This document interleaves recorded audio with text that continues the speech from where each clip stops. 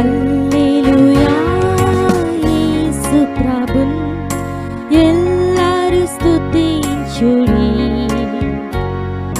వల్లభుని చర్యలను తిలకించి స్తుతించుడి. మా ఎడల మీరు శ్రద్ధ వహించే దేవుడు ఉన్నందుకై స్తోత్రాలు చెల్లిస్తున్నాం. నీ నమ్మకత్వానికి నీ ప్రేమకు మేమేమి ఇచ్చిన రుణస్థులమే తండ్రి. నీ పాదములతో సాగిలు పడుతూ నిన్ను కీర్తిస్తున్నాం. మీరు మా మధ్యకు తెస్తున్న లేఖనాల కొరకు వందనాలు. పాత నిబంధన కాలములో వారు కానానీయులను చంపనందువల్ల వారు చంపబడ్డారు. కొత్త నిబంధన కాలములో మేము జారత్వము, ధనాపేక్ష, విగ్రహారాధన, కోపము, బూతులు ఇలాంటి వాటన్నిటినీ మేము చంపనందువల్ల మేము కూడా ఆత్మీయంగా చంపబడుతూ ఉన్నాం. మీ దాసుని ద్వారా మీరు మా మధ్యకు తెస్తూ ఉన్న నీ లేఖనాలన్నిటి కొరకే మీకు వందనాలు. విలువైన నీ మాటలను బట్టి నిన్ను స్తోత్రించి కీర్తిస్తున్నాం. నీ మాటలు ఎప్పటికీ మారనివి. నీ గ్రంథములో ఏ మాట ఎప్పటికీ మారనిదే. మేం మారాలి. మేం మారకపోతే మా జీవితాలు ఎప్పటికీ రాలిపోయిన ఇశ్రాయేలీల వలె ఉంటుంది. కానాను అనేది పరలోకము కాదు, ఈ భూమి మీద మేము నివసించే దైవ జీవితమే అని మీరు మాట్లాడుతున్న సత్యాల కొరకే మీకు స్తోత్రాలు. ఈనాడు ప్రసంగికులు కానాను అంటే పరలోకము అని అనుకుంటున్నారు. కాదని స్పష్టపరిచావు. కానాను అంటే ఈ భూమి మీద మేము జీవించే దైవికమైన, భక్తి కలిగిన, భయము కలిగిన జీవితమైన ఎరుగుచు నిన్ను స్తోత్రించి కీర్తించి ఆరాధిస్తున్నాం. ఈ విధముగా నీ వాక్కులు మా మధ్యకు తెచ్చారు. ఇలాంటి దుస్థితిలో మీరు ఉన్నారు అని చెప్పినప్పుడు బుకీలో వారు ఏడ్చారని వాక్యములో మేము చదువుతున్నాం.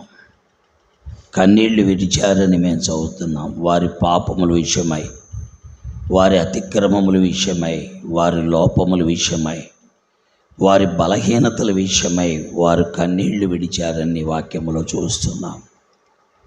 నిజమే మా ప్రభువా, ఈనాడు బైబిళ్ళు పట్టుకు తిరగటం, ఆ గుడులకు రావటం, గుడుల నుండి వెళ్ళటం, అలాగే విబిఎస్లకు రావటం, విబిఎస్ల నుండి వెళ్ళటం, యవనస్తుల గుడికి రావటం, వెళ్ళటం నిజమే. ఏదో ఈ యొక్క చర్చి యాక్టివిటీస్లో పార్టిసిపేట్ చేయటమే కానీ మాలో ఉన్న అవిధేయతలను మేము గుర్తించలేని మందమతులుగా, గుడ్డివారముగా కనబడుతున్నాం. మాలో ఉన్న అవకతవకలను మాకు గుర్తింపచేసేది నీ వాక్యమే అయ్యున్నందుకు నీకు స్తోత్రాలు, వందనాలు చెల్లిస్తున్నాం. ఈనాడు సంఘాల్లో నిజంగానే దేవా తండ్రి, ప్రసంగాలు ఇవ్వకపోతే, వాయిద్యాలు వాయించకపోతే, పాటలు పాడకపోతే, ఇంకేమైనా చేయకపోతే ఎన్నో గొడవలు, గందరగోళాలు మేము చూస్తున్నాం. అసలు విషయాన్ని మేము మర్చిపోతున్నాం. మేము చంపవలసినవి చంపుతున్నామా, విసర్జించవలసినవి విసర్జిస్తున్నామా, ధరించవలసినవి ధరిస్తున్నామనే విషయం మేము మరిచిపోయి తిరుగుతున్న మందమతులుగా ఉన్నాం. దయతో క్షమించి మా సంఘాల్లో ఉన్న విశ్వాసులను, పరిచర్య చేయుచున్న పరిచారకులు, సేవకులు ప్రతి ఒక్కరిని మీరు నీ రక్తములో కడిగి క్షమించి నీ యొక్క పరిశుద్ధమైన నామ ఘనత కొరకు మమ్మల్ని అందరినీ కూడా మీరు సిద్ధపరచండి. ప్రభువు రాకడ సమీపించున్నది కనుక మీరును ఓపిక కలిగి ఉండుడి, మీ హృదయములను స్థిరపరచుకునుడని మీరు యాకోబు 5:8 సెలవిచ్చిన మాట గ్రహించుటకు మాకు శక్తి దయచేయండి. ఈనాడు సేవకులమైన మేము, వారికి 20 సంఘాలు ఉన్నాయి, మాకు 5 ఉన్నాయండి, 10 చేయాలనే ప్రయత్నంలో ఉన్నామే తప్ప మేము చంపవలసినవి చంపలేని దుస్థితి మాలో ఉన్నది తండ్రి. ఆయనకి 3 ఉన్నాయి, నాకు ఒకటే ఉంది, నేను దాన్ని 4 చేయాలనేటువంటి తాపత్రయమే తప్ప జ్ఞానము లేని బుద్ధిహీనులుగా మేము ప్రవర్తిస్తున్నాం. సహాయము చేయండి, కనికరించండి, క్షమించండి, కడగండి, శుద్ధి చేయండి, పవిత్రపరచండి. మీ నామ ఘనత కొరకు మమ్మల్ని ఆయత్తపరచండి. మీ కార్యమును జరిగించండి. మీరే మహిమ, ఘనత, ప్రభావాలు పొందండి. మీ చేతులకు సమర్పిస్తూ సమయం మేలుకరంగా చేయమని కోరుకుంటూ రావలసిన వాని సకాలను రప్పించమని యేసుక్రీస్తు వారి దివ్య నామములో ఈ ఉదయకాలము జరగవలసిన ఈ కూడిక 11 గంటలకు తరువాత జరగవలసిన రిసెప్షన్ కార్యక్రమం, 4 గంటలకు జరిగే యవనస్తుల కూడిక, సాయంకాలం జరిగే 7:30 గంటల కూడిక అన్నిటినీ మీరు దీవించండి. చాలామంది బిడ్డలు రిసెప్షన్ కొరకై మంచి మంచి పట్టు చీరలతో వచ్చారు. దాన్ని బట్టి కూడా మీకు వందనాలు. ఇలాంటి సమయాల్లో రావాల్సిందే, తప్పదు. సహాయం చేయమని మీ చేతులకు అప్పగిస్తున్నాం.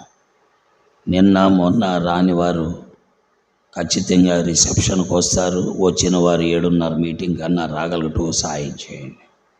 మీరే మహిమ, ఘనత, ప్రభావాలు పొందండి. లోక సంబంధమైన కార్యక్రమాలకి మేము ఇచ్చే విలువ దైవ సంబంధమైన కార్యాలకి ఇవ్వలేకపోతున్నాం. క్షమించండి. మీ చేతులకు మమ్మల్ని అప్పగించుకుంటూ యేసుక్రీస్తు వారి దివ్య నామములో స్తోత్రించి ప్రార్థిస్తున్నాము తండ్రి, ఆమేన్. మొదటి పాట. ఎబినేజరువై ఇమ్మానుయేలువై, ఎబినేజరువై ఇమ్మానుయేలువై,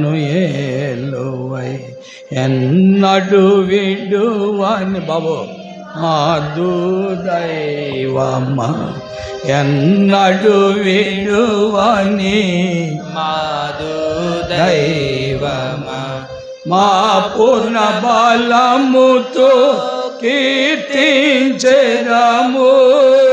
మా పూర్ణ మనసుతో స్తుతించెదము, మా పూర్ణాత్మతో ఆరాధించెదము, మా పూర్ణాత్మతో ఆరాధించెదము. ఎబినేజరువై ఇమ్మానుయేలువై, ఎబినేజరువై, పరిశుద్ధమైన పిలుపుతో పిలచే పరిపూర్ణ కృపలతో రక్షించితివి, పరిశుద్ధాత్మతో మమ్ము నడిపించే నిత్య నిబంధనను మాతో చేసి భయభీతులను దూర పరచిన దేవా, భయభీతులను దూర పరచిన దేవా, నిర్భయులుగా మేము సాగేందుకు, నిర్భయులుగా మేము సాగేందుకు. ఎబినేజరువై ఇమ్మానుయేలువై, ఎబినేజరువై,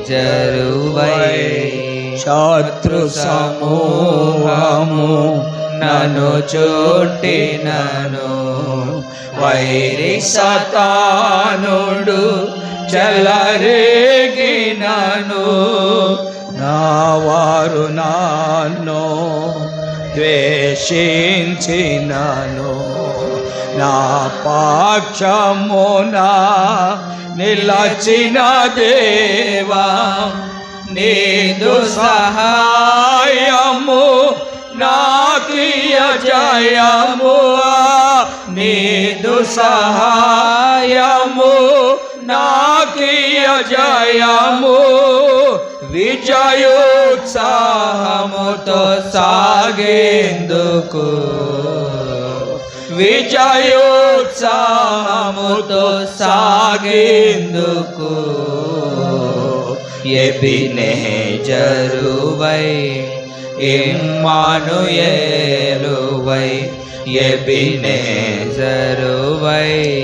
మన తండ్రి దేవుడు ప్రభు క్రీస్తు ద్వారా మనకిచ్చే జయము వందన స్తుతులు విశ్వాసములో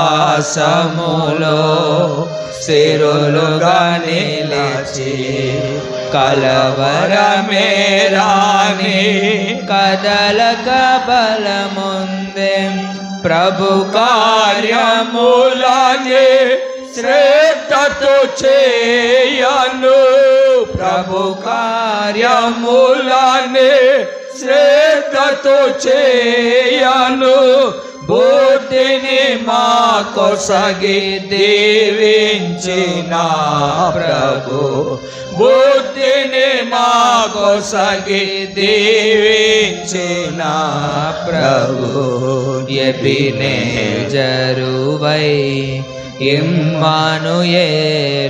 దయచేసి ఎవరైనా కొద్దిగా అక్కడ ఉండి కొంచెం ఒక రైలు అక్కడ ఉండండి బాబు.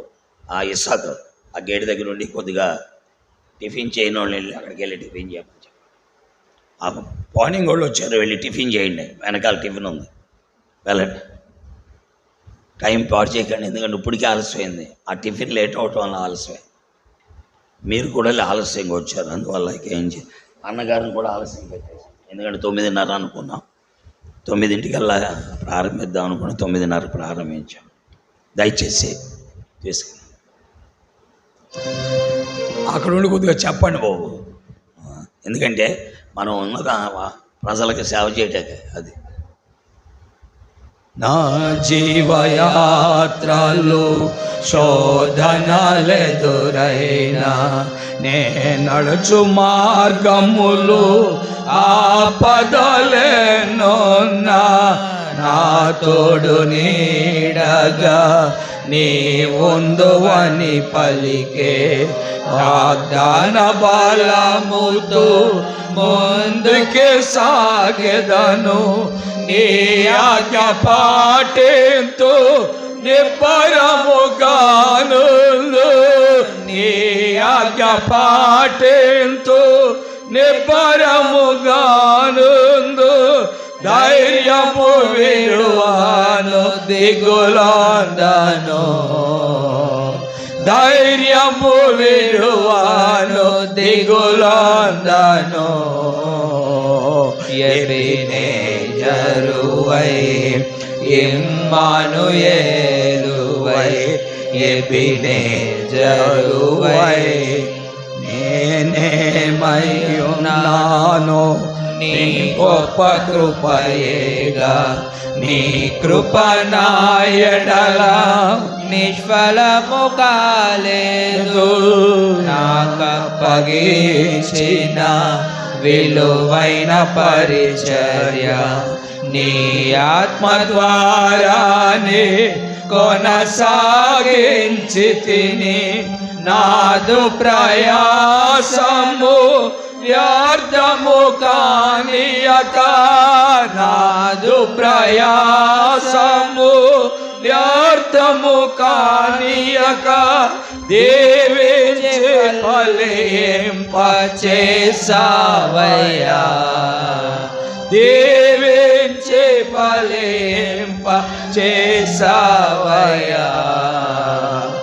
ఎబినేజరువై ఇమ్మానుయేలువై ఎబినేజరువై మా కోన్నతుడైన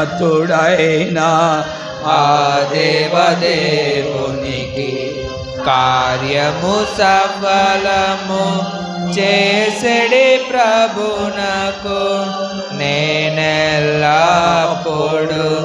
ప్రార్థించి మొరలిడగా నాకెంతో సఫలత ఇచ్చిన తండ్రికి ఇంతవరకు నన్ను కాచిన తండ్రి. సురేష్, ఇంతవరకు నన్ను కాచిన ప్రభునకు హృదయమారా స్తుతి చెల్లింతును, హృదయమారా స్తుతి చెల్లింతును, ఎబినేజరువై.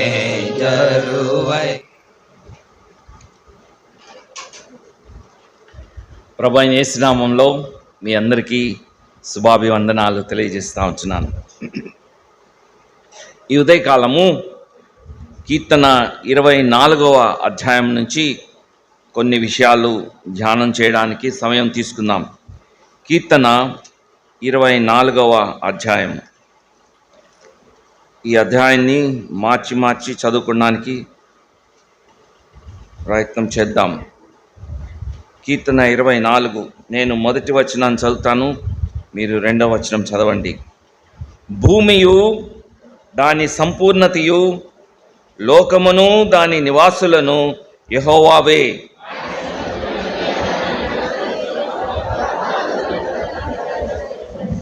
యెహోవా పర్వతమునకు ఎక్కదగిన వాడెవడు? ఆయన పరిశుద్ధ స్థలములలో నిలవదగిన వాడెవడు?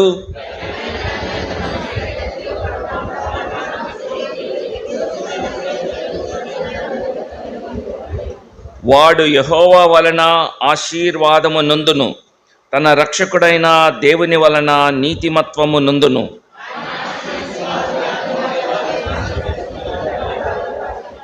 గుమ్మములారా మీ తలలు పైకెత్తుకొనుడి, మహిమగల రాజు ప్రవేశించున్నట్లు పురాతనమైన తలుపులారా మిమ్మును లేవనెత్తుకొనుడి.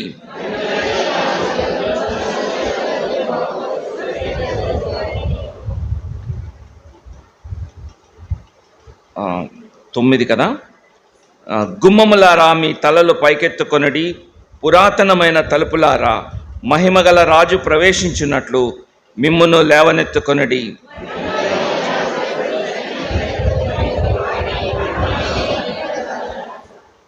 దేవుడు ఈ వాక్య భాగముని మన కొరకు దీవించునుగాక. చిన్న ప్రార్థన చేసుకుందాం. ప్రేమగల తండ్రి, కృపగలిగిన దేవా, నీకు వందనాలు, స్తుతులు, స్తోత్రాలు. నిన్నటి దినాన్ని మీరు మాకు సహాయం చేశారు, మీ వాక్యాన్ని వినిపించారు. మరి యొక్క దినాన్ని నీ సన్నిధిలో సమకూడి ప్రభా మీరు మాట్లాడే మాటల కొరకు ఆశతో ఎదురు చూస్తూ ఉంటున్నాం. తండ్రి, పరిశుద్ధ ఆత్మదేవా, మీరు మా మధ్యలో సంచరించండి, మీరు మమ్మల్ని సంధించండి. ప్రభా మీ యొక్క సర్వ సత్యంలోనికి మమ్మల్ని నడిపించండి. దీనదాసుడైన నన్ను మీ సిలువు చాటున మరుగుపరిచి మీరు ప్రేమించిన నీ సంఘముతోటి, మీ రక్తముతో కొనుక్కున్నటువంటి ఈ బిడ్డలతోటి మీరే మాట్లాడవలసిందిగా కనిపించని అంధకార శక్తులన్నిటినీ కూడా విశ్వాసంతో బంధిస్తూ యేసునామంలో స్తుతించి ప్రార్థించి వేడుకుంటున్నాను తండ్రి, ఆమేన్.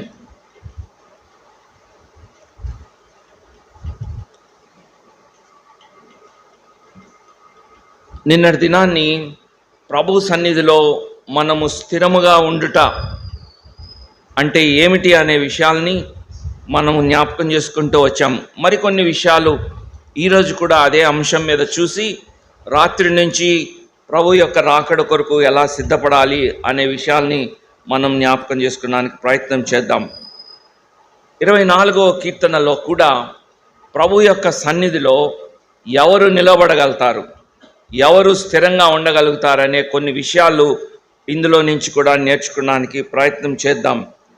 ఈ యొక్క కీర్తన 24 చాలా ప్రత్యేకమైన స్థలంలో ఉన్నది. 22, 23, 24 ఈ 3 కీర్తనలు ఒక ప్రత్యేకమైన సంపుటి.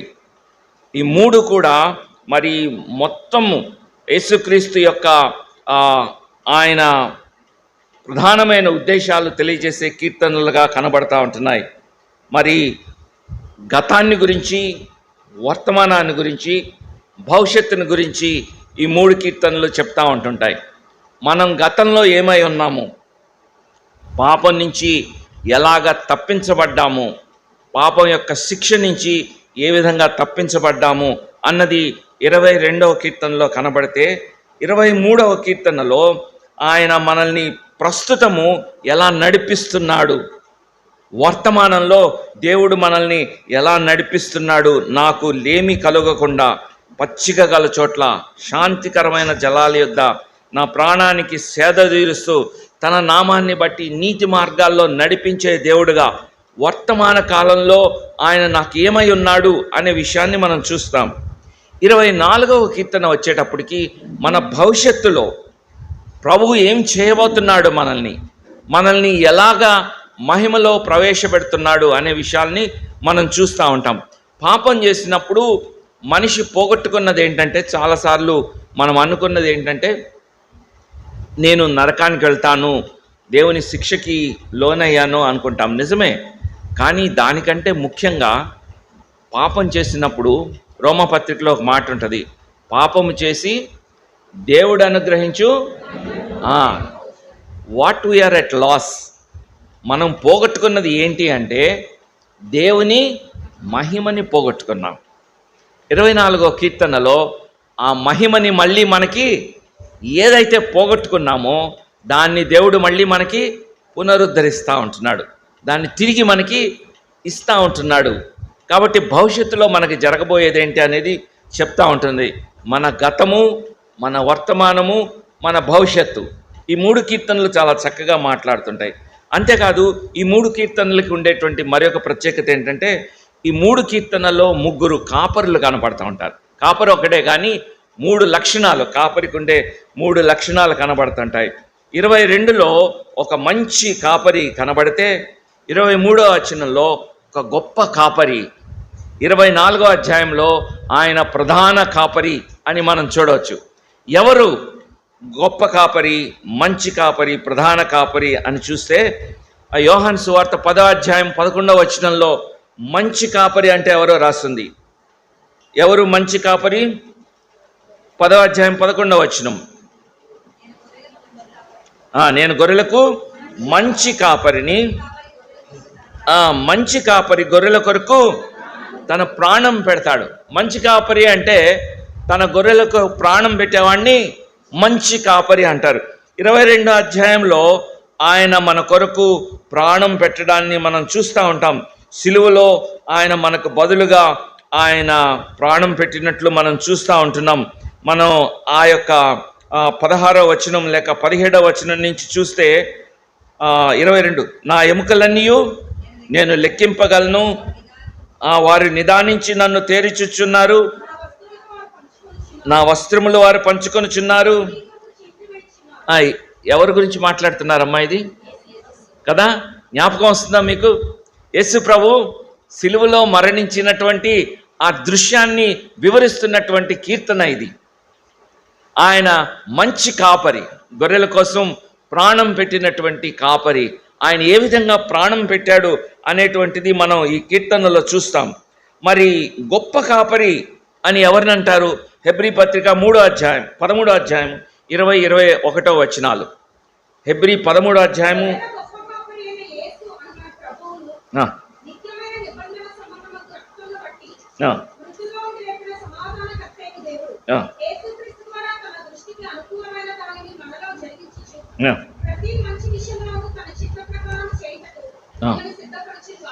చాలు.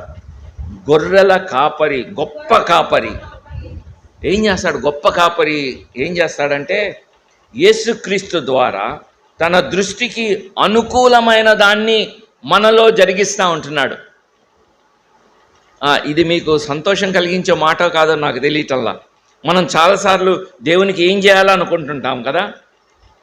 ఒక గొప్ప కాపరి ఏంటంటే ఆయనకు అనుకూలమైంది మనం చేసేటట్లు సహాయం చేస్తాడు. ఎంత చక్కగా ఉంది కదా. తన దృష్టికి అనుకూలమైన దానిని ఎవరు చేస్తారు? ఆయనే చేస్తున్నాడు.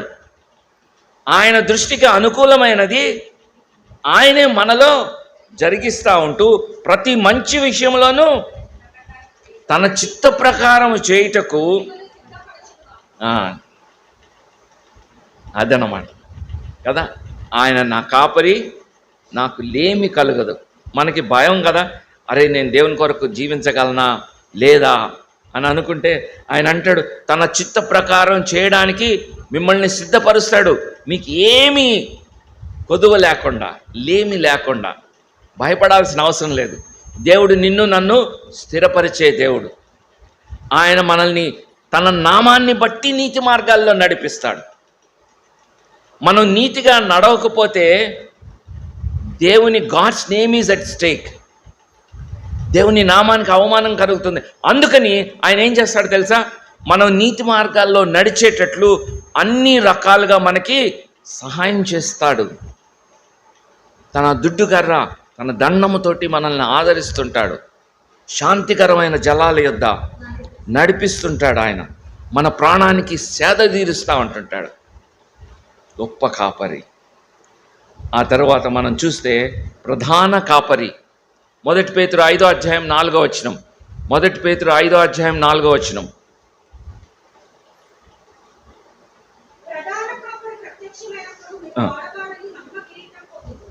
ప్రధానమైన కాపరి ప్రత్యక్షమైన. చూసారమ్మా, మంచి కాపరి, గొప్ప కాపరి, ప్రధాన కాపరి. ప్రధాన కాపరి ప్రత్యక్షమైనప్పుడు ఏమవుతుంది? మహిమ కిరీటం వస్తుంది. మన 24వ వచనంలో చూడండి, పురాతనమైన తలుపులారా మహిమగల రాజు ప్రవేశించినట్లు మిమ్మును లేవనెత్తుకొనండి. మహిమగల రాజు ఎవడు? సైన్యములకు అధిపతియగు యెహోవాయే. ఆయనే ఈ మహిమగల రాజు. ఆయన వస్తా ఉన్నాడు. ఆయన ఎదుర్కొనడానికి మీ తలలు లేవనెత్తుకొనండి. పురాతనమైన గుమ్మములారా మిమ్మల్ని మీరు లేవనెత్తుకొనండి. ఆయన మహిమగల రాజు మనల్ని మహిమలోనికి ప్రవేశింపచేసేవాడు. మనం పోగొట్టుకున్న మహిమను తిరిగి మనకి సంతరింపజేసేవాడు, మనకి ఇచ్చేవాడు ఆయన. ఆయన ప్రధానమైన కాపరి. 3 సీలు అంటారు. ఈ యొక్క 3 కీర్తనలు చూసినప్పుడు 22వ కీర్తనలో ద క్రాస్, సిలువ కనపడుతుంది. 23లో ద క్రూక్ అంటారు. అంటే ఆ వంకీ కర్ర, గొర్రెల కాపర్ల దగ్గర ఆ వంకీ కర్ర ఉంటుంది. పొదల్లో గొర్రె చిక్కుకున్నప్పుడు దాన్ని ఆ మెడ చుట్టూ వేసి బయటకు లాగుతూ అంటుంటాడు కదా, నీ దుడ్డు కర్ర, నీ దండము నన్ను ఆదరించును అంటాడు.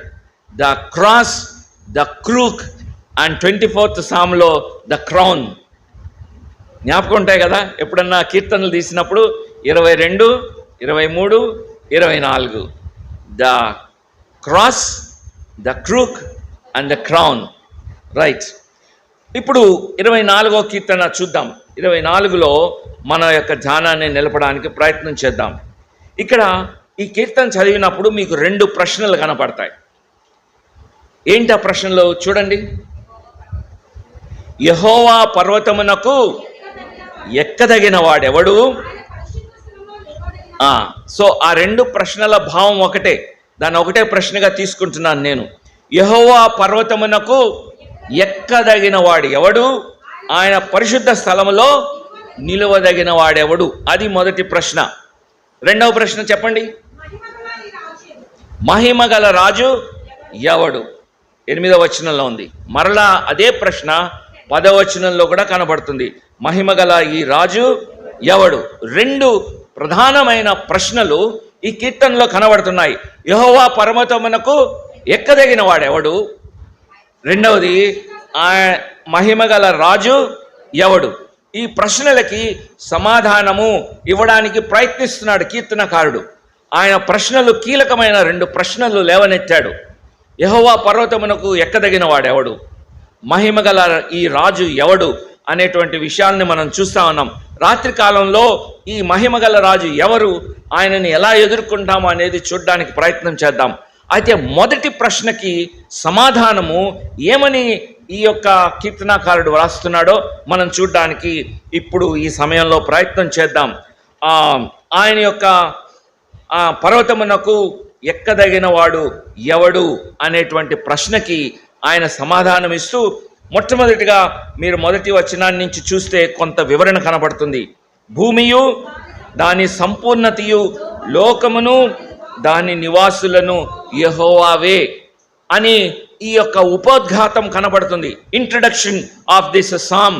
ఈ యొక్క కీర్తన యొక్క పరిచయము ఎంత గంభీరంగా ఉంటుందో చూద్దాం. బైబిల్ యొక్క ఇంట్రడక్షన్ కూడా ఇలాగే ఉంటుంది.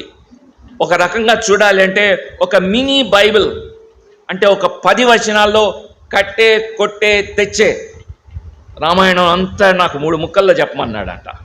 ఒక ఆయన అడిగితే ఈ 3 ముక్కలు చెప్పాడంట. కట్టే, కొట్టే, తెచ్చే.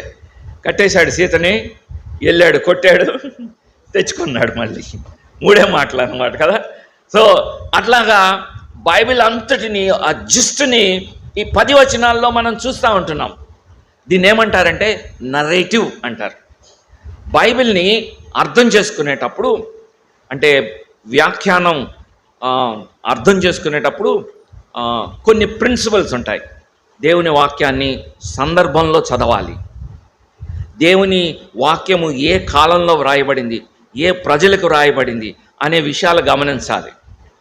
వాక్యం చదువుకునేటప్పుడు చాలా జాగ్రత్తగా చదువుకోవాలి. అలాగా తెలియకుండా చేయడాన్ని బట్టి ఈ రోజున అనేకమైన దుర్బోధలు సంఘాల్లో కనబడుతున్నాయి. దేవుని వాక్యము మనకి, దేవుడి యొక్క వాక్యం మనకి ఎందుకు ఇచ్చాడంటే గాడ్స్ నరేటివ్ అంటారు. అంటే దేవుడు తన యొక్క మానవాళి యొక్క విమోచన కథనాన్ని వ్రాయించాడు. మానవుణ్ణి దేవుడు ఎందుకు సృజించాడు, ఆ మానవుడు ఎలా దూరమయ్యాడు, ఆయన తిరిగి ఎలాగా సంపాదించుకున్నాడు, అది ఒక బ్రాడ్ అవుట్లుక్ అన్నమాట. కట్టే కొట్టే తెచ్చే అన్నట్లు చెప్పాలి అంటే మానవుణ్ణి దేవుడు తయారు చేయడం, ఆయన దేవుడి నుంచి దూరంగా జరగడం, తిరిగి మానవుణ్ణి సమకూర్చడం అనేటువంటిది ప్రధానమైన ఇతివృత్తం. దాన్ని తెలియజేసేటప్పుడు మానవుడు ఎలా వచ్చాడు అనే దానిని దేవుడు వివరిస్తాడు. అయితే ఈ పడిపోయినటువంటి మానవుణ్ణి దేవుడు ఎలా పునరుద్ధరిస్తున్నాడు, రిడెంప్టివ్ స్టోరీ అంటారు. అంటే విమోచన కథనంలో ఆయన ప్రధానంగా ఒక జనాంగాన్ని ఎన్నుకున్నాడు. అబ్రహాముని నిన్న కూడా మనం చూసాం. అబ్రహాముని ఎంచుకున్నాడు. ఆయన యొక్క సంతానము ద్వారా, నీ యొక్క వంశము ద్వారా భూమి యొక్క సమస్త వంశాలు ఆశీర్వదించబడతాయి. సో ఎలాగా ఆ వంశాలు వృద్ధి చెందినవి, ఆ వంశం ద్వారా ఎలాగ మిగిలిన వంశాలన్నీ ఆశీర్వదించబడ్డాయి అనే ఆ యొక్క స్టోరీ అంతా రన్ అవుతూ ఉంటుంది. దానిని నరేటివ్ అంటాం. ఆది కాండము 1వ అధ్యాయం నుంచి నిర్గమకాండము 19వ అధ్యాయం వరకు ఈ నరేటివ్ చూస్తాం. అంటే ఈ కథనం అంతా రాస్తాడు. చాలా ప్రాముఖ్యమైన విషయాలు రాసుకుంటూ వస్తాడు. ఉనికిలోనికి ఎలా వచ్చింది సృష్టి, మానవుడు ఉనికిలోనికి ఎలాగొచ్చాడు, ఎలా పతనమయ్యాడు, ఇదంతా ఎందుకు రాసుకుంటూ వచ్చాడు? ఎందుకు రాసుకుంటూ వచ్చాడంటే దేవుడు ఒక చాలా చక్కగా అద్భుతంగా వివరిస్తూ ఉంటున్నాడు. ధర్మశాస్త్రాన్ని పరిచయం చేయడానికి ఈ నరేటివ్ ఇచ్చాడు. ఒక్కసారి అర్థం కాకపోవచ్చు, కానీ మీరు మళ్ళీ వింటూ ఉంటే అర్థమవుతుంది కదా. కంగారు పడద్దు. ధర్మశాస్త్రం అనేది కీలకమైనది. దేవుని యొక్క నీతిని మనిషి అర్థం చేసుకోవడానికి దేవుడు కొన్ని విషయాల్ని వివరిస్తూ వచ్చాడు. ఆది కాండము, నిర్గమకాండము ఇవన్నీ మోషే ఇశ్రాయేలీయులకి ధర్మశాస్త్రాన్ని ఇవ్వడానికి ముందు ఆయన చెప్పాడు అన్నమాట ఈ సంగతులన్నిటిని కూడా. హేబేలు కయ్యను గురించి ఎందుకు చెప్పాడు? వాళ్ళు చిన్నప్పుడు ఎలా పుట్టారు, ఎలా గోళీలు ఆడుకున్నారు, ఎక్కడ చదువుకున్నారు, వాళ్ళు ఎవరిని పెళ్ళిళ్ళు చేసుకున్నారు, ఇవన్నీ ఉన్నాయా? ఏముంది? కయ్యను హేబేలుని చంపాడని ఉంటుంది. అంతే, ఆ స్టోరీ అయిపోద్ది. ఎందుకు ఆ సంఘటన ఒక్కటే రాశారు? నేను చాలా యూత్ మీటింగ్లో మాట్లాడినప్పుడు ప్రతి యూత్ మీటింగ్లో వచ్చే ప్రశ్న ఏంటంటే కయ్యను భార్య ఎవరు? ఎందుకో వాళ్ళ భార్యల సంగతి వీళ్ళకి ఎందుకో అదొక పెద్ద ప్రశ్న. దేవుని యొక్క పర్పస్ అది కాదు. దేవుడు ఎందుకు కయ్యను హేబేల్ గురించి రాశాడు? నేను చెప్పే ఉద్దేశం మీకు అర్థమవుతుంది అనుకుంటా. నరేటివ్ అంటే ఆయన ఒక విషయాన్ని, ధర్మశాస్త్రాన్ని వాళ్ళకి ఇంట్రొడ్యూస్ చేస్తున్నాడు ఇశ్రాయేలీయులకి. ధర్మశాస్త్రంలో నరహత్య చేయొద్దు అని ఉంది. ఎందుకు చేయకూడదు నరహత్య? ఇక్కడ చెప్పాడు, కయ్యను హేబేలు మొట్టమొదటి నరహత్య జరిగింది. అరే బాబు, వాడు చంపుకున్నారు చూసారా, అలాగా నరహత్య చేయొద్దు. దేవుడు మొదటి దినాన్ని ఇది చేశాడు, రెండవ దినాన్ని ఇది చేశాడు, మూడవ దినాన్ని ఇది చేశాడు, నాలుగవ దినాన్ని చేశాడు. ఇవన్నీ ఎందుకు చెప్పుకుంటూ వచ్చాడో తెలుసా? ఇశ్రాయేలీయులకి ధర్మశాస్త్రాన్ని ఇచ్చాడు. వాళ్ళు 400 సంవత్సరాలు ఐగుప్తు రాజు కింద బానిసత్వంలో ఉన్నారు. ఐగుప్తు యొక్క కల్చర్ ఏంటంటే వర్క్ ఈజ్ వర్షిప్, అంటే పనే దేవుడు వాళ్ళకి. వర్క్ హాలిక్స్ అంటారు. అంటే పని అంటే మందు కొట్టినోడికి ఎలా కిక్ వస్తుందో పని చేస్తే అలా కిక్ వస్తుంది అనమాట వాళ్ళకి. పొద్దున్న లేచిన కాడి నుంచి పని పని పని పని అనమాట. ఐగుప్తీయులు కట్టినటువంటి పట్టణాలు స్పింక్స్ అని ఉంటుంది, పిరమిడ్స్ అని ఉంటాయి. 1000 సంవత్సరాలు అయిపోయింది. ఈ రోజుకి కూడా ప్రపంచ వింతలలో ఒకటిగా వెళ్ళి ప్రపంచం అంతా వెళ్ళి చూస్తూ ఉంటుంటారు. మన నవాబులు కట్టినవి, మిగిలిన రాజులు కోటలు ఇవన్నీ కూడా అంతరించిపోయినాయి, మొండి గోడలే కనబడుతుంటాయి. కానీ ఐగుప్తీయుల యొక్క కట్టడాలు ఈ రోజుకి కూడా ఉన్నాయి. ఎందుకో తెలుసా? వర్క్ హాలిక్స్. వాళ్ళు చాలా కష్టపడి పనిచేస్తూ ఉండేవాళ్ళు. విశ్రాంతి అనేది లేదు. 24/7 365 రోజులు పని పని పని చేస్తూ ఉండేవాళ్ళు. పంటలు పండిస్తూ ఉండేవారు, పట్టణాలు కడతా ఉండేవాళ్ళు. వాళ్ళు పట్టణాలు కట్టేటప్పుడు మనుషులు తక్కువయ్యారని యుద్ధాలు చేసి ఆయా రాజ్యుల దగ్గర నుంచి ప్రజలను తీసుకొని వచ్చి వాళ్ళని బానిసలుగా చేసి వాళ్ళ చేత కూడా పని చేయించుకునేవాళ్ళు.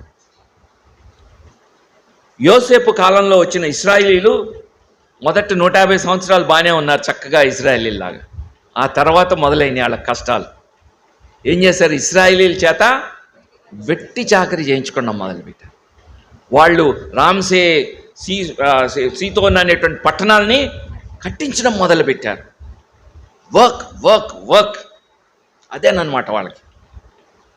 అలాంటి సంస్కృతిలో 100 సంవత్సరాలు పనిచేసినటువంటి ఇశ్రాయేలీలు వాళ్ళు వాగ్దాన దేశంలోనికి రాబోతా ఉన్నారు. వాగ్దాన దేశంలోకి రాబోతున్నప్పుడు మోషే వాళ్ళకి చెప్తా ఉన్నాడు, అరే దేవుడు అసలు మనిషిని చేసేటప్పుడు మొదటి రోజు ఇది చేశాడు, రెండవ రోజు ఇది చేశాడు, మూడవ రోజు, నాలుగవ రోజు, ఐదవ రోజు, ఆరవ రోజు, ఏడవ రోజు ఏం చేశాడు? విశ్రాంతి దినం ఇచ్చాడు. విశ్రాంత అదేంటండి? వాళ్ళకి తెలీదు, ఆ కల్చర్లో లేదు. సో దేవుడు ఈ నరేటివ్ ఎందుకు ఇస్తూ ఉంటున్నాడంటే ధర్మశాస్త్రాన్ని బోధించడానికి. విశ్రాంతి ఎంత అవసరము. నువ్వు పని చేయి సోమవారం నుంచి శనివారం వరకు, కానీ ఒకరోజు ప్రభు దగ్గర గడపాలి, ప్రభు మీద ఆనుకోవాలి, ప్రభు సన్నిధిలో రిలాక్స్ అవ్వాలి. రెస్ట్ తీసుకోవడం అనేది పాపం కాదు. కుటుంబాలతోటి బయటకు వెళ్ళి ఆహ్లాదంగా సమయం గడిపితే అయ్యో ఏంటో ఈరోజు మందిరం కల్లేదు, ఈరోజు ఇక్కడికి వెళ్ళి అనుకో ఫీల్ అవ్వమాకండి. వారానికి ఒకసారి రిలాక్సేషన్, విశ్రాంతి తీసుకోవడం, అది దేవుని క్రమం. దేవుడు ధర్మశాస్త్రంలో విశ్రాంతి దినాన్ని పరిశుద్ధంగా ఆచరించండి ఆయన నేర్పించాడు. బహుభార్యత్వం మంచిది కాదు. యాకోబు ఆ యొక్క అబ్రహాము వాళ్ళందరూ బహుభార్యత్వం ఉంది. ఎందుకు? వాళ్ళు ఎన్ని కష్టాలు పడ్డారో, వాళ్ళు ఎన్ని ఇబ్బందులు పడ్డారో అర్థమవుతుంది. నీ పొరుగు వాని భార్యని ఆశించవద్దు, నరేటివ్స్ అంటారు. ఆ తర్వాత ధర్మశాస్త్రం వచ్చింది. కీర్తనాకారుడు ఇక్కడ రాసేటప్పుడు కూడా ఆయన ఒక ప్రాముఖ్యమైన విషయాన్ని బోధించడానికి ముందు నరేటివ్ ఇస్తున్నాడు. ఏంటి ఆ నరేటివ్? భూమియు దాని సంపూర్ణతయు, లోకమును దాని నివాసులను యెహోవావే. ఒక విషయాన్ని అర్థం చేసుకోవాలి. ఈ భూమి, అందులో ఉండే సమస్తము, దాని సంపూర్ణతయు, ఈ సర్వ సృష్టి దేవుడిది. ఆ రోజుల్లో దావీదు ఒక రాజ్యం నాది అనుకోవాలంటే ఏం చేయాలి? యుద్ధం చేయాలి. యుద్ధం చేసి అక్కడ ప్రజలను ఓడించి ఇది నా రాజ్యము అనుకునేవాళ్ళు. దేవుడు భూమి నాది అన్నప్పుడు ఆయన ఎవరిని ఓడించలేదు, ఆయన దీన్ని ఉన్నదాన్ని ఆయన ఆక్రమించుకోలేదు. భూమి నాదే అన్నప్పుడు, భూమి దాని సంపూర్ణతయు, లోకమును దాని నివాసులు యెహోవావే అంటే అర్థం ఏంటంటే, ఎలా వచ్చింది భూమి ఆయనకి? ఎలా చెందింది ఆయనకి? మా అంత కష్టమైన ప్రశ్న అడుగుతున్నానా? భూమి దాని సంపూర్ణతయు యెహోవావే అని ఎలా చెప్తారమ్మా?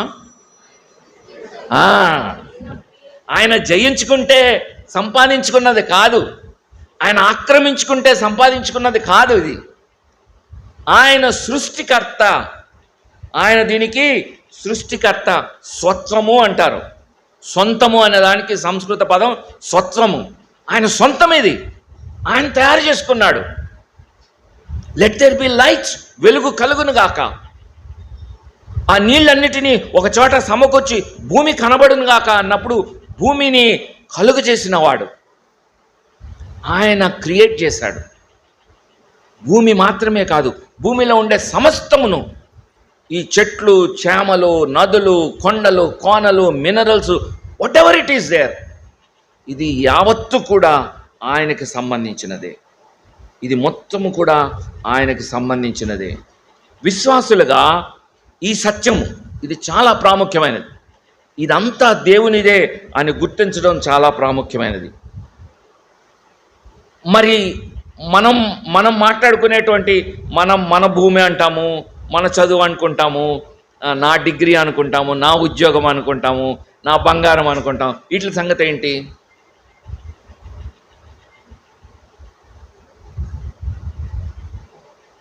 యాకోబు పత్రిక 1వ అధ్యాయము 17వ వచనం చదువుతారా?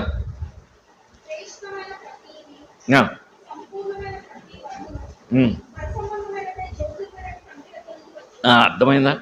శ్రేష్టమైన ప్రతి ఈవి, సంపూర్ణమైన ప్రతి వరము. నువ్వు మంచిగా పాటలు పాడతావు, నువ్వు మంచి మ్యూజిషియను, మంచి జ్ఞానం ఉంది, మంచి ఉద్యోగం ఉంది, మంచి కుటుంబం ఉంది, నీకున్నటువంటి ప్రతి శ్రేష్టమైనటువంటి ఈవి గిఫ్ట్, ప్రతి సంపూర్ణమైనటువంటి వరం ఎక్కడి నుంచి వచ్చింది? పర సంబంధమైనది. అంటే it is not from within. అంటే మనలో నుంచి నా శక్తి సామర్థ్యాలను బట్టి, నా తెలివితేటలను బట్టి, నా యొక్క జ్ఞానాన్ని బట్టి ఇవి సంపాదించుకోలేదు. They are from external source.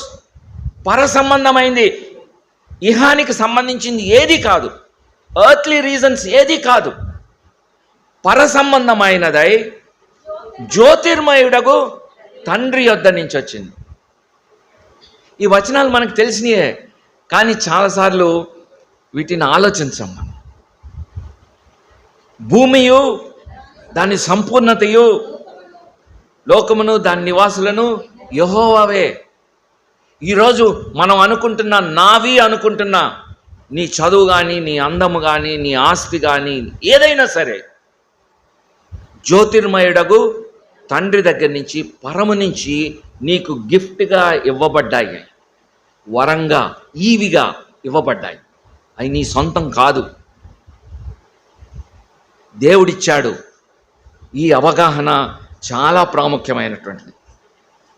ఒక్కొక్కసారి ఒక సైట్ కొనుక్కుంటాం, పొలం కొనుక్కుంటాం, ఆ పొలం డాక్యుమెంట్ తీసుకొని ఇంటికి వచ్చి మంచం మీద పడుకొని చదువుకుంటాం. ఉత్తరాన్న సుబ్బారావు, దక్షిణాన్ని అప్పారావు, తూర్పుని పలానా వెంకాయమ్మ, దక్షిణాన్ని పలానా ఆయన. ఈ మధ్యలో ఉండే 500 గజాల భూమి సాలమన్ ఇవాన్స్ గారికి. సంపూర్ణ హక్కులు, దాన విక్రయ అధికారాలు అన్నీ కూడా దొరికినాయి నీకు అని రాసి, అబ్బా ఆ కాగితాన్ని ఇలా పట్టుకొని ఇంతకాలానికి ఒక సైట్ కొనుక్కున్నాను. దాన్ని చూసుకొని ఆ డాక్యుమెంట్ని ముద్దు పెట్టుకుంటా. అరే, భూమి నీది కాదు, భూమి దాన్ని సంపూర్ణతయు యెహోవావే. అయితే ఆ డాక్యుమెంట్ నీ చేతిలో వచ్చిందంటే జ్యోతిర్మయుడగు తండ్రి ఈవి, అది గిఫ్ట్, అది అంతే. నువ్వు వెళ్ళిపోతే ఈ భూమి ఎక్కడే ఉంటుంది, నువ్వు వెళ్ళిపోతావు. నువ్వు ఉన్నంత కాలమే అది గిఫ్ట్గా నీ దగ్గర ఉంటుంది, అది నీది కాదు. కానీ చాలాసార్లు మనం అనుకుంటాం ఇది నాది నాది. మన యాటిట్యూడ్స్ ఎలా మారిపోతాయో, మన వైఖరులు, మన దృక్పథాలు. ప్రభువుని హత్తుకొని ఉండకపోవడానికి కారణం ఏంటంటే ఈ కాగితాలను వాటేసుకుంటుంటాం మనం. ఈ ఆస్తుల్ని, ఈ చదువుని, ఈ అంతస్తుల్ని, ఈ నాయి అనుకుంటాం. అందుకని అది లూజ్ అయిపోతుంటుంది. దేవుని దగ్గర గ్రిప్పు.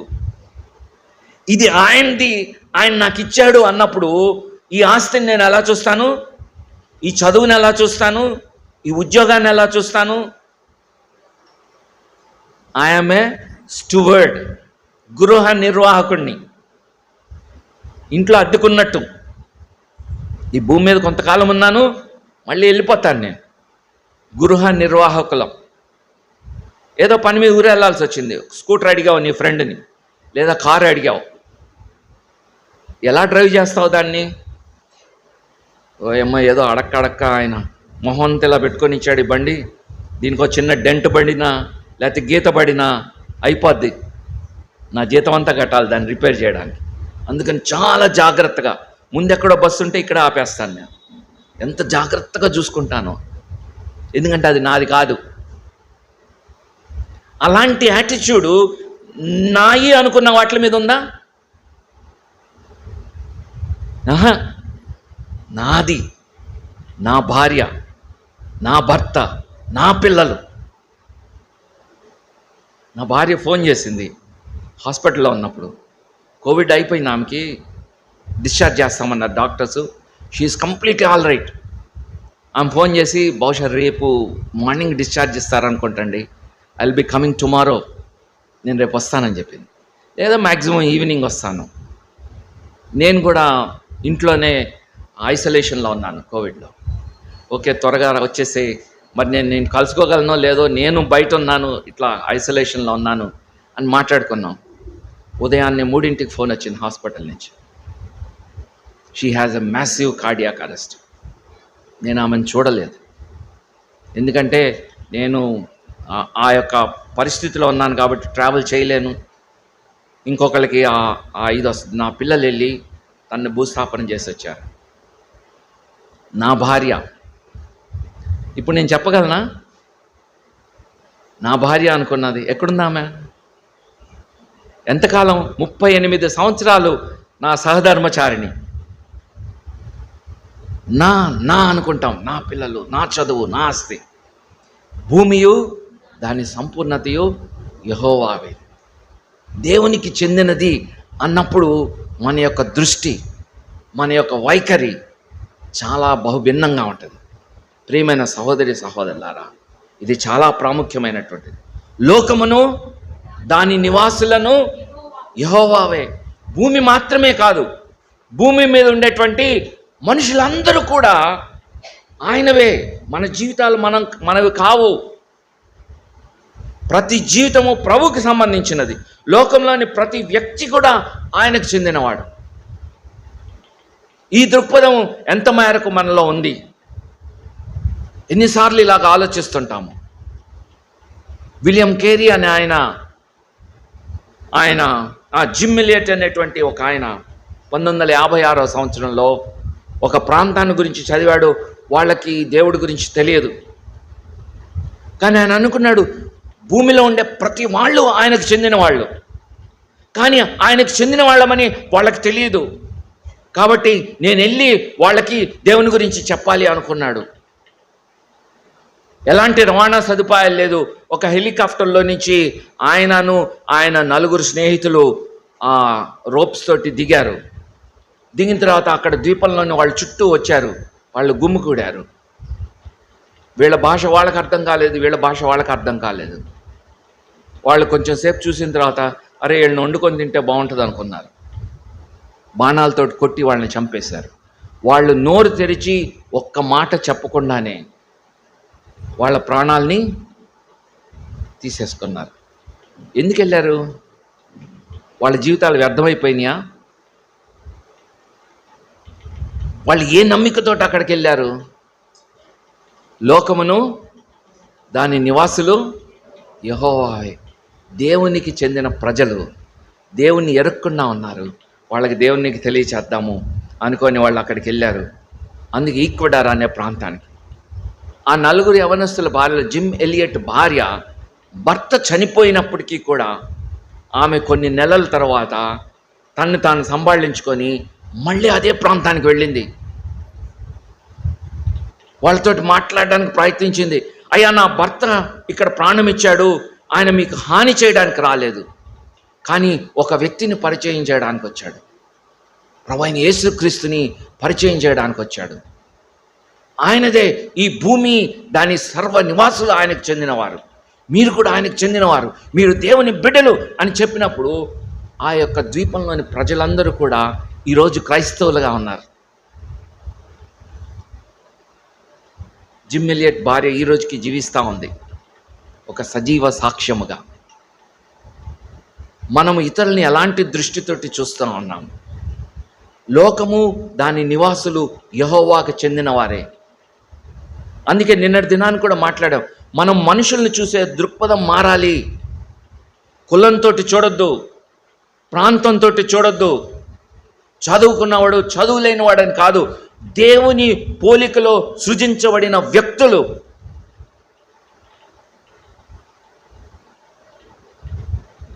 జాన్ ఎలెన్ చౌ అనేటువంటి ఒక యవనస్తుడు అమెరికాలో, ఆయన బైబిల్ చదువుకుంటా ఉన్నాడు. దేవుని ఎరగని ప్రజలు ఎక్కడున్నారు అని చూస్తూ ఉంటున్నప్పుడు భారతదేశంలో అండమాన్ దీవుల దగ్గర నార్త్ సెంటినల్ అనే ఐలాండ్ ఉంది.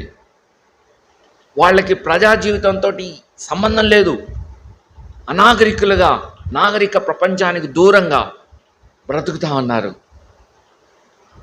ఆ అబ్బాయికి అనిపించింది, లోకమును దాని నివాసులను యెహోవాకు చెందిన వాళ్ళు కదా, వాళ్ళకి దేవుడికి తెలియకపోతే ఎలాగా అనుకున్నాడు. తను ఒక చిన్న బోట్లో అక్కడికి వెళ్ళాడు. మీ అందరికి తెలుసు, 2018లోనే, కేవలం 7 సంవత్సరాల కిందట, మీరంతా పేపర్లో చూసుండి ఉంటారు. ఆ అబ్బాయి ఒడ్డు మీద అడుగు పెట్టగానే ఆ సెంట్రీలు వచ్చి బాణాలతోటి అతన్ని కొట్టి చంపేశారు. విలువైన ప్రాణం పోయింది అనుకోవచ్చు, కానీ ఒకనొక రోజు ఈక్వెడార్లో ఎలాగైతే ప్రజలు దేవుని దగ్గరికి వచ్చారు, ఐఎమ్ షూర్ ఆ యొక్క సెంటినీల్లో ఉండేటువంటి ప్రజలు కూడా దేవునికి దగ్గరగానే ఉన్నారు. వాళ్ళ యొక్క దృక్పథాన్ని గమనించండి. యవనస్తుడు, మీలో ఇక్కడ చాలామంది యవనస్తులు ఉన్నారు, మీలాంటి యవనస్తుడే. కానీ దేవుని వాక్యాన్ని చదువుతున్నప్పుడు, దేవుని మనస్సును అర్థం చేసుకుంటున్నప్పుడు, దేవుని దృక్పథాన్ని అర్థం చేసుకుంటున్నప్పుడు వారు ఎలా కదిలించబడుతున్నారు, వారు ఏ విధంగా మరి దేవుని కొరకు, దేవుని ఉద్దేశాలని నెరవేర్చడం కోసం ముందుకెళ్తా ఉన్నారో మనం చూస్తూ ఉంటున్నాం. విలియం కేరీ ఈ దేశానికి వచ్చాడు. మన దేశంలో భర్త చనిపోతే ఆ భర్త యొక్క చితి మీద భార్యను కట్టి చంపేసేవాళ్ళు. 75 సంవత్సరాల కిందట, మనకు స్వాతంత్రం రాకముందు. అది ఒక గొప్ప కార్యంలాగా ఆమె పతివ్రత ధర్మాన్ని అంటగట్టి ఆమె కూడా పరలోకానికి వెళ్ళిపోద్ది, నిత్యత్వంలోకి వెళ్ళిపోద్ది అనేటువంటి ఒక కథని చెప్పి అంత క్రూరంగా స్త్రీలని హింసించేవాళ్ళు. ఆయన వాక్యంలో చదువుకుంటున్నప్పుడు, దేవుడు నరుని సృజించను, తన పోలికలో పురుషుని గాను స్త్రీని గాను ఆయన సృజించను. స్త్రీ పురుష భేదము దేవుని సన్నిధిలో లేదు. యేసుక్రీస్తులో స్త్రీ అని పురుషుడని భేదం లేదు. వారి ఇరువురు జీవమనే కృపావరంలో పాలిభాగస్తులై ఉన్నారు. అరే, how can you do this atrocity? ఒక స్త్రీని అలాగ సజీవంగా ఎలా దహనం చేస్తారు అని ఆయన మాట్లాడి, బ్రిటిష్ రాణితోటి మాట్లాడి ఒక చట్టాన్ని తీసుకొని వచ్చాడు. సతీ సహగా మనము ఈ దేశంలో నిషేధించబడి, లోకమును దాని నివాసులను యెహోవావే. మనందరము దేవునికి చెంది ఈ యొక్క ప్రజల యొక్క మనస్తత్వాన్ని అర్థం చేసుకోవడానికి ప్రయత్నం చేయండి. 3 ఉదాహరణలు చెప్పాను. జిమ్ ఎలియట్ కానీ, లేకపోతే జాన్ ఎలెన్ కానీ, విలియం కేరీ కానీ, దేవుని వాక్యం యొక్క దృక్పథం కలిగి ఉన్నారు కాబట్టి ప్రజలందరినీ అలా చూడగలిగారు.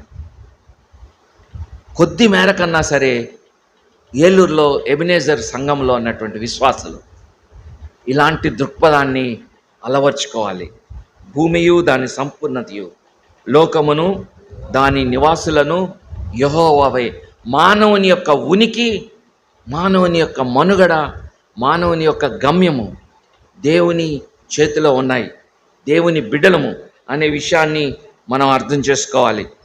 ఆయన సముద్రం మీద దానికి పునాది వేసెను, ప్రవాహ జలముల మీద దాన్ని స్థిరపరచెను. రెండవ విషయాన్ని చూస్తూ ఉంటే దేవుడు భూమి ఆయనదే, జనాలు ఆయనవే. ఈ భూమికి అంట ఆయన దేని మీద? సముద్రం మీద పునాది వేశాడంట.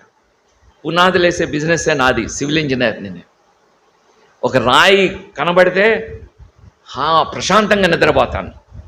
ఎంత పెద్ద స్ట్రక్చర్ అయినా కట్టేయచ్చు, మంచి స్థిరమైన ఫౌండేషన్ దొరుకుతుంది.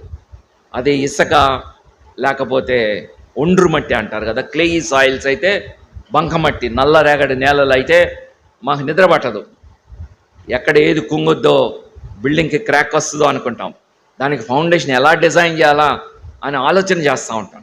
చాలా కఠినమైంది, ఎన్నో రకాలుగా ఆలోచించి ఫౌండేషన్ చేయాలి. చిన్న చిన్న బిల్డింగ్స్ కాదు కానీ పెద్ద పెద్ద బిల్డింగ్స్కి చాలా కష్టమైన విషయం. అలాంటిది దేవుడు మట్టి కాదు, ఇసుక కాదు, నల్లరేగడి నీళ్లు కాదు, భూమికి ఎక్కడేసాడండి పునాదులు. చాలా క్రేజీగా ఉంది కదా ఇది. ఆయన సముద్రముల మీద దానికి పునాది వేసెను, ప్రవాహ జలముల మీద దాన్ని స్థిరపరచెను. మనం నిలబడ్డ భూమి సముద్రం మీద ఉంది. ఆ ఆలోచనే ఎంత భయం కలిగిస్తుంటుందో కదా. అంటే సముద్రం యొక్క లోతు దాదాపు ఓషన్స్ 11 కిలోమీటర్స్ అంటాం, 11 కిలోమీటర్లు లోతు ఉంటుంది కిందకి. ఎవరెస్ట్ మౌంటైన్ హిమాలయాల ఎత్తు ఎంతో తెలుసా? 8 కిలోమీటర్లు, 8.8 కిలోమీటర్లు. అంటే ఆ ఎవరెస్ట్ కొండను పట్టుకొని వెళ్ళి సముద్రంలో వేసినా పైన ఇంకా 2 కిలోమీటర్లు ఉంటాయి నీళ్లు. అర్థమవుతుంది కదా ఎంత లోతైన జలములు. అంతేకాదు సముద్రంలో చెరువులో నీళ్లులాగా ఉండవు. సముద్రంలో మీరు యూట్యూబ్లో వీడియోస్ చూస్తే కొంతమంది ప్రయాణాలు చేస్తూ ఉంటుంటారు యాచెస్ మీద. ప్రవాహ జలాలు, కరెంట్స్ అంటారు. చంద్రుడి యొక్క దాన్ని బట్టి నీటి యొక్క ప్రవాహం ఉంటుంది. చాలా వేగంగా ప్రవాహం ఉంటాయి కొన్ని ప్రాంతాల్లో. అట్లాంటిక్ ఓషన్లో చాలా గందరగోళ పరిస్థితులు ఉంటాయి. అలాంటి దాని మీద ఆయన పునాదులు వేశాడు. నేను ఒక డ్యామ్కి డెప్యూటీ చీఫ్ ఇంజనీర్గా పనిచేశాను. నాగార్జున సాగర్ డ్యామ్ ప్రపంచంలో అతి పెద్దదైన మ్యాసనరీ డ్యామ్ అంటారు. డ్యామ్ ఇలాగా పైకి ఉంటే ఒక 200 మీటర్ల ఎత్తుంటే దాని మధ్యలో 3 లెవెల్స్లో ఆ చివరి నుంచి ఈ చివరి వరకు సందర్శకులకి ఎవరికి ఉండదు. మేము ఇంజనీర్స్ మాత్రమే లోనికి వెళ్ళి చూస్తూ ఉంటాం. టన్నల్ ఉంటుంది. సో పైనుంచి ప్రవాహం వెళ్తున్నప్పుడు డ్యామ్కి ఏమన్నా భద్రతకి ప్రమాదం ఉందా అని ఆ గ్యాలరీలో నడవాలి. మేము ఒక్కొక్క బ్లాక్ని ఇన్స్పెక్ట్ చేసుకుంటాం. ఫ్లడ్ వచ్చిన టైంలో 24 గంటలు డ్యూటీ ఉంటుంది. సో ఆ దాంట్లో నడవాలన్నమాట. విపరీతమైన హోరు, వైబ్రేషన్స్ ఉంటాయి. ఒక ఇద్దరు కలిసి నడుచుకుంటూ వెళ్తూ ఉంటే బయటకు వచ్చిన తర్వాత కూడా నిద్ర పట్టదు మాకు చాలా రోజుల వరకు. అంత హోరు, అంత ప్రవాహము, కొన్ని వేల క్యూసెక్ల నీరు మా మించి వెళ్తూ ఉంటుంది. అసలు ఆలోచనలు రానివ్వం. ఏదో ప్రశాంతంగా రోడ్డు మీద నడిచినట్టే నడుచుకుంటూ వెళ్తుంటాము. అంత భయం కలుగుతూ ఉంటుంది. మాకు తెలుసు ఎంత తృణప్రాయంలో డేంజర్స్ జరుగుతాయో. ఒక్కొక్కసారి ఎర్తన్ డ్యామ్స్ అంటే మట్టితో కట్టిన కట్టలు ఒక్కసారి ఇలా జారిపోతాయి. సముద్రం ఎలా ఉంటుందో తెలుసా? ఇలాగ ఏటవాలుగా ఉంటుంది. 11 కిలోమీటర్ల లోతు, పైన ఇలాగ ఇసుక తిన్నలాగా ఉంటుంది. ఆ బీచ్లో నిలబడి మనం రకరకాల విన్యాసాలు చేస్తుంటాం. లోన్ ఏముందో నాకు తెలుసు కాబట్టి ఆ బీచ్లోంచి ఎప్పుడు బయటపడదామా అని ఉంటుంది నాకు. ఒక్కసారి ఇలా జారితే ఏమవుతుంది? ఇసుక ఎక్కడుంటాం మనము? కానీ ఎప్పుడు అలా జరగదు కదా. దేవుడు భూమికి సముద్రము మీద దాన్ని స్థిరపరచబడి. ఏమర్థమవుతుంది దేవుడి గురించి మీకు ఈ మాటలను చదువుతుంటున్నప్పుడు? భూమి నిరాకారముగా శూన్యముగా ఉండెను, చీకటి అగాధ జలాల మీద కమ్మున్నాయి, దేవుడు జలముల మధ్య ఒక విశాలము కలిగి ఈ జలములు ఆ జలములు వేరుపరచును గాక అని పలికెను. దేవుడు ఆకాశం కిందున్న జలములన్నిటినీ ఒక చోట కూర్చబడి ఆరిన నేల కనబడును గాక అని పలుకగా ఆ ప్రకారమాయెను. ఆయన ఆరిన నేలకు భూమి అని పేరు పెట్టారు. ఎంత ఆశ్చర్యంగా ఉంది. దేవుని గురించి అర్థమవుతుంది మనకి. నిరాకారంగా ఉన్నటువంటి భూమిని, శూన్యంగా ఉన్నదాన్ని, చీకటి అగాధ జలాల్లో ఉన్నదానికి ఒక రూపాన్ని ఇచ్చాడు, వెలుగునిచ్చాడు. నిరాకారంగా ఉన్నదానికి ఒక ఆకారం ఇచ్చాడు. శూన్యంగా ఉన్నదాన్ని ఆయన నింపాడు. ఈ వచనం చదువుతుంటే మనకు అర్థం కావాల్సింది అది. That is your God and my God. మన దేవుడు, నీ దేవుడు, నా దేవుడు నిరాకారంగా ఉన్నదానికి ఆకారం ఇచ్చేవాడు, చీకటిలో వెలుగునిచ్చేవాడు, శూన్యంగా ఉన్నదాన్ని నింపేటువంటి దేవుడు. మరి ఈ ఉదయకాలంలో నీ జీవితంలో ఏం గందరగోళం ఉందో నాకు తెలియదు. ఎలాంటి చీకటి, దిక్కుతోచని పరిస్థితులు ఉన్నాయో నాకు తెలియదు. ఈ వచనం చదువుతున్నప్పుడు ఆయన సముద్రం మీద దానికి పునాది వేశాడు, ప్రవాహ జలముల మీద దాన్ని స్థిరపరిచాడు. అంత శక్తిమంతుడైన దేవుడు నీ జీవితంలో చీకటిని తొలగించలేడా? శూన్యం, నాకు ఇంకా ఏముంది, ఈ బ్రతుకులో ఏముంది, దేన్ని చూసుకొని బతకాలి అని నిరాశగా ఉందేమో. దేవుడు భూమిని నిండించాడు, ఫలవృక్షాలతో నింపాడు. నీ జీవితాన్ని, నా జీవితాన్ని ఫలభరితంగా చేయడానికి ఆయన సమర్థుడు. మన దేవుడు నీకు నాకు ఒక ఆకారాన్ని, పర్పస్నిచ్చే దేవుడు. ఇది జ్ఞాపకం చేస్తున్నాడు కీర్తనాకారుడు. ఆయన సమస్తము ఆయనకు చెందినది, సమస్త ప్రజలు ఆయనకు చెందిన వాళ్ళు. ఆయన నీకు నాకు ఒక పర్పస్ని ఇస్తాడు, ఒక ఆకారాన్ని ఇస్తాడు, మన జీవితాల్లో వెలుగు నింపేటువంటి వాడు. ఇవన్నీ దేవుడి గురించి రాసిన తర్వాత లాస్ట్లో ఏమంటాడంటే, యెహోవా పర్వతమునకు ఎక్కదగినవాడు. ఇప్పుడు వచ్చాడు ప్రశ్నకి, ఇంత ఉపద్ఘాతం ఇచ్చింది. ఈ ప్రశ్న ఇంకొక రకంగా ఎలాగ అడగచ్చు? ఎక్కదగిన వాడెవడు, ఎక్కగలిగిన వాడెవడు? రెండిటికి తేడా చెప్పండి. ఎక్కదగడం అంటే దేన్ని సూచిస్తుంది? ఎక్క కలిగిన వాడు అంటే అది దేన్ని సూచిస్తుంది? కొండ లెక్కగలవా ఓ నరహరి, గుట్ట లెక్కగలవా? ఎక్కగలగడం అంటే అర్థం ఏంటి? నీకు ఆ నైపుణ్యం ఉందా, నీకు ఆ దమ్ము ఉందా, నీకు ఆ స్కిల్ ఉందా అంటే అది మన యొక్క క్యాపబిలిటీని సూచించేది. ఎక్కగలగడము అంటే అది నా యొక్క శక్తి సామర్థ్యాలకి సంబంధించిన ప్రశ్న. ఇక్కడ ప్రశ్న ఏంటి? ఎక్కదగిన వాడెవడు? నువ్వు ఎక్కగలవా లేదా అని అడగటంలా, ఎక్కదగినవాడు అంటే it talks about your qualification, నీ అర్హత గురించి అడిగే ప్రశ్న అది. నువ్వు ఎక్కడానికి అర్హత ఉందా లేదా? ఎవరు అలాంటి దేవుని దగ్గరికి వెళ్ళగలరు? ఈ దేవుడు ఎవరు? భూమి, దాని సంపూర్ణత ఆయనదే. లోకమును, దాని నివాసులు ఆయనకు చెందినవారే. సముద్ర జలాల మీద, ప్రవాహ జలాల మీద ఆయన దానికి పునాది వేసినవాడు. అంత గొప్ప దేవుడు, అంత పరిశుద్ధమైన దేవుడు. అలాంటి దేవుని దగ్గరికి ఒక మనిషి కనబడాలి అంటే ఆయన సన్నిధిలో అర్హత ఏంటి? What is the qualification? అలాంటి దేవుని ఎదురుగుండా కనపడడానికి అర్హత ఏంటి?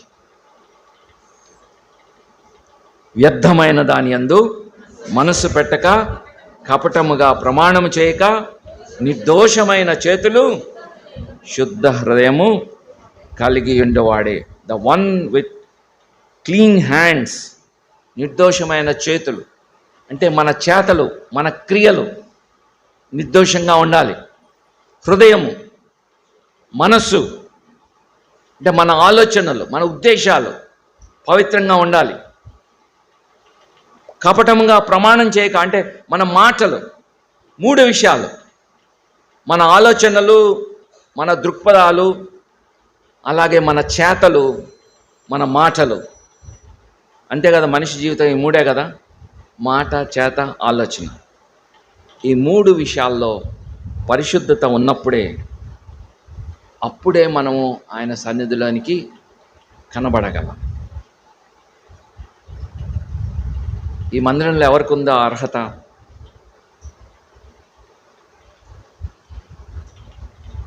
నాకుందా అర్హత? నీకుందా అర్హత? ఒక మాట ఉంది అక్కడ, వాడు యెహోవా వలన ఆశీర్వాదమునందు. ఎవడు?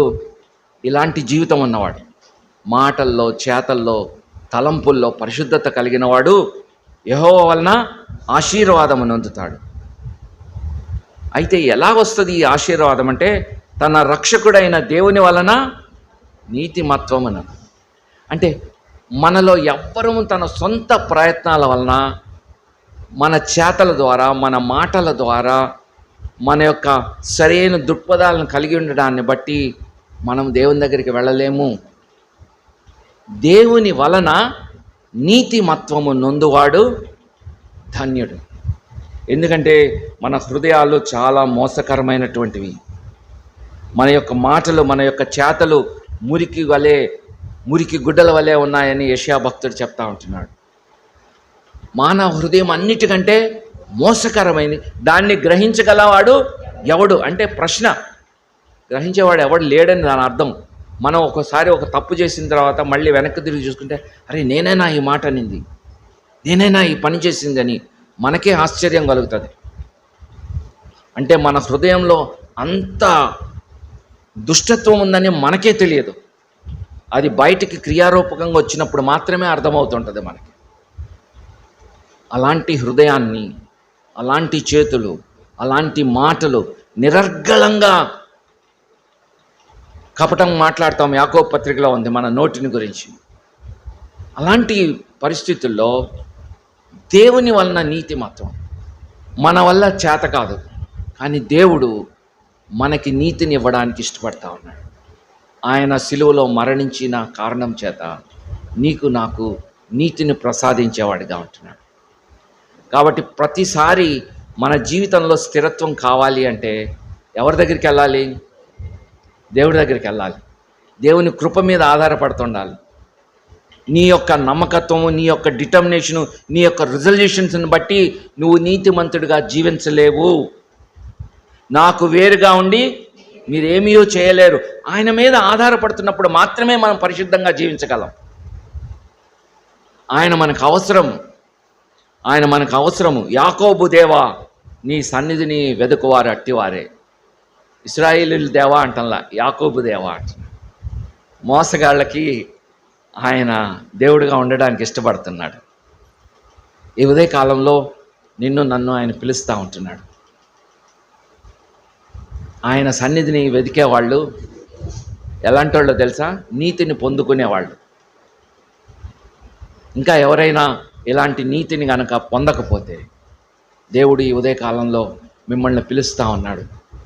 ఇంకా ఎవరైనా జీవితంలో స్థిరంగా లేకపోతే, ప్రభువుని హత్తుకొని జీవించలేకపోతే, బహుశా నువ్వు దేవుని ఆశ్రయించడం లేదు, నీ సొంత శక్తి మీద ఆధారపడతా ఉన్నావు. నీ సొంత శక్తి మీద పరిశుద్ధంగా జీవించలేవని దేవుడు మరొకసారి గుర్తు చేస్తూ ఉన్నాడు. ఆయన మీద ఆనుకుందాం. ఆయన వలన నీతిమత్వం పొందినవాడు ధన్యుడు అనే విషయాన్ని జ్ఞాపకం చేసుకొని దేవుడు అలాగ మనకి సహాయం దయచేయను గాక. మరి సాయంకాలము ఆయన మహిమ గల రాజుని గురించి చూడ్డానికి ప్రయత్నం చేద్దాం. దేవుడి ఈ వాక్య భాగాన్ని మన కొరకు దీవించిన చిన్న ప్రార్థన చేసుకుందాం. మా ప్రేమగల తండ్రి, కృపగలిగిన దేవ, నీకు వందనాలు, స్తుతులు, స్తోత్రాలు. భూమియు దాని సంపూర్ణతయు, లోకమును దాని నివాసులు నీకు చెందిన వారే. ప్రభా, సముద్ర తరంగాల మీద, ప్రవాహ జలాల మీద ఈ భూమికి పునాదులు వేసిన దేవ, మా జీవితాల్లో ప్రభా అనేక సార్లు భూమి ఎలాగైతే నిరాకారముగా, శూన్యముగా, చీకటిలో కప్పబడి ఉందో, అనేక పర్యాయాలు మా పరిస్థితులు అలాగా అగమ్య గోచరంగా, గందరగోళంగా, చీకటితో నిండి ఉండి, మా దేవా, నువ్వు నీ యొక్క గొప్పతనాన్ని, నీ యొక్క మంచితనాన్ని, నీ పరిశుద్ధతని జ్ఞాపకం చేసుకుంటున్నాం. యాకోబు దేవా, నిన్ను ఆశ్రయించే వారు ధన్యులు. ప్రభా, ఈ ఉదయకాలంలో నీ సన్నిధిలో నిన్ను ఆశ్రయిస్తున్నాం, నీ పాద సన్నిధి దగ్గరికి వస్తున్నాం. ప్రభా నాయన, కృప పాలించండి. మా యొక్క జీవితాల్లో ఉండే గందరగోళాలని తొలగించండి. మా జీవితాల్లో ఉండే కన్ఫ్యూజన్స్ని తీసివేయండి. ప్రభా, నిన్ను ఆశ్రయిస్తున్నాం తండ్రి. మీరే మాకు దిక్కు. ప్రభా, నిన్ను బట్టే మేము నీతిగా జీవిస్తాం తండ్రి. నిన్ను బట్టే మేము పరిశుద్ధంగా ఉండగలం తండ్రి. ప్రభా, మేము భూ సంబంధమైన వాటికి హత్తుకొని ఉండకుండా నిన్ను మాత్రమే, నీకు మాత్రమే హత్తుకొని ఉండడానికి సహాయం చేయండి. నిన్ను ఆశ్రయించడానికి సహాయం చేయండి. నీకు సమీపంగా జరగడానికి సహాయం చేయండి. ఇవి మాకు తెలిసిన విషయాలే, కానీ ఆచరణలో మేము చాలాసార్లు విఫలం అవుతున్నాం తండ్రి. సహాయం చేయండి ప్రభా, సహాయం చేయండి. మమ్మల్ని మేము నీ చేతులకు అప్పచెప్పుకుంటూ ఈ దినాశీర్వాదాలతో నింపమని యేసునామములో స్తుతించి ప్రార్థించి పెడుకుంటున్నాం తండ్రి. ఆమేన్. చంద్రులారాయిలా దేవుని స్తుతించుడి, హృదయమును వెలిగించిన యేసుని స్తుతించుడి.